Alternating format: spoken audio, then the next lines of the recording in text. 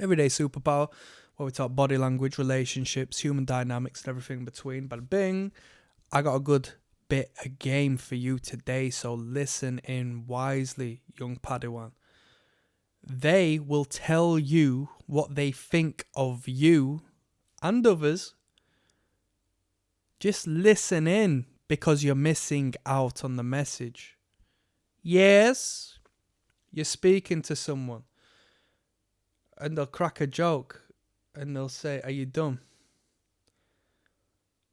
You'll speak to someone and they'll say, "You're weird, you." You'll speak to someone and they'll say, "You're a creep." You'll speak to someone and they'll say, "Blah-de, blah-de, blah-de, blah." And let me tell you, 75% of them statements will be disguised or guised in the realm of a joke. It's always a joke. People tell you the truth about yourself or how they perceive you through a joke, right?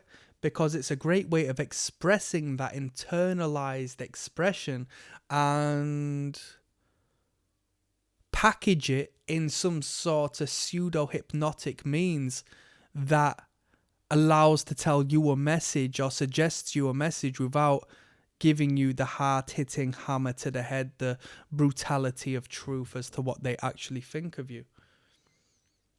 Pay attention. Pay attention. Pay attention. They will tell you exactly what they think of you, but they will do so in a way that is so soft and indirect that you hear the message, but because it isn't packaged in a way that you expect to hear such truth or hear such statement, that you won't take it seriously.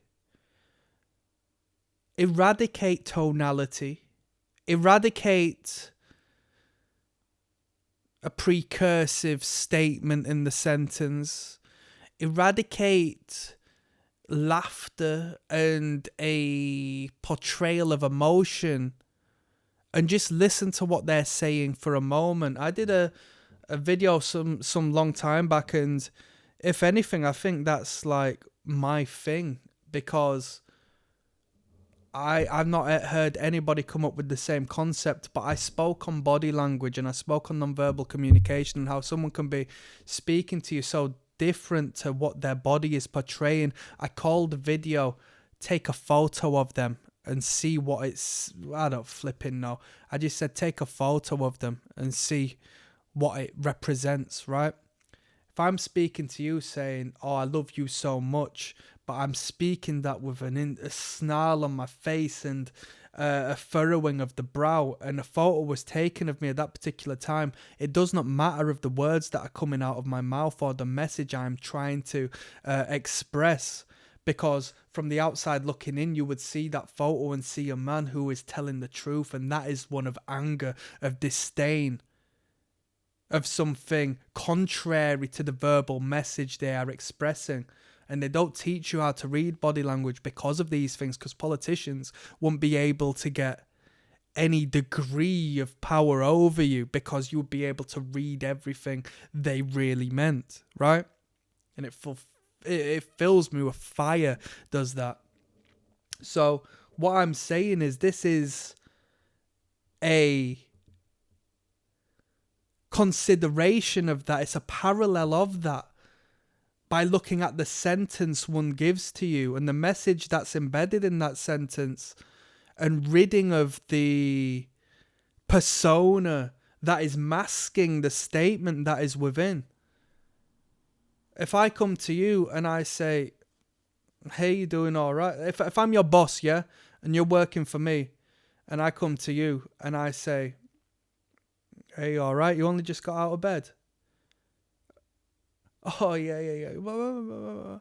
It's an indirect means. It's a message to say, "You look scruffy, sort it out." You as a subordinate should pay attention to that and understand that you might get fired by next week if you continue coming into work looking in that way. "Oh, that's so harsh, that's so extra." That's what everybody will tell you. But this is the underlying message that is spoken when it comes to the indirect manner of being direct whilst being afraid of being direct because it's too harsh. Someone will come to you and they'll say, "Hey, you all right? You look a little bit tired. Has your missus been giving you grief again?" I.e., tell me about your relationship. That's what I'm asking. Tell me about your relationship. You look a little bit down in the dumps. Tell me about your relationship. Instead of me asking if you're all right, I want to burrow in deep and learn about your relationship with your missus, because I might be trying to get with your missus. And you know me to be somebody to be untrustworthy, right? Because I didn't pay you back that 50 pence. It's not about 50p or 5 grand. It's the principle. I spoke about that in the last video.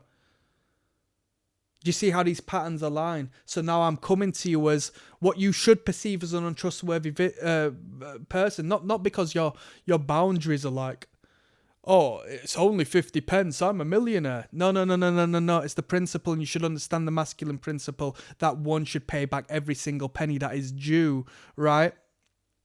And if that person doesn't have the respect to do so, they don't have the respect to look after you in your relationship. Yes, there's a pattern that emerges and you need to pay attention to that. You need to listen to what people are saying and understand the underlying reason. People will tell you what they think of you. Just the general society don't pick up on it because they're too disillusioned in this fairy tale land of optimism, right? Naivety. If you're not naive, you're pessimistic. Which side are you on? I'd rather be pessimistic because that's the realm of realism. Because I don't trust none of these people. I know my own mind. I can hustle a person if I wanted to. So if I can do it, why can't they do it?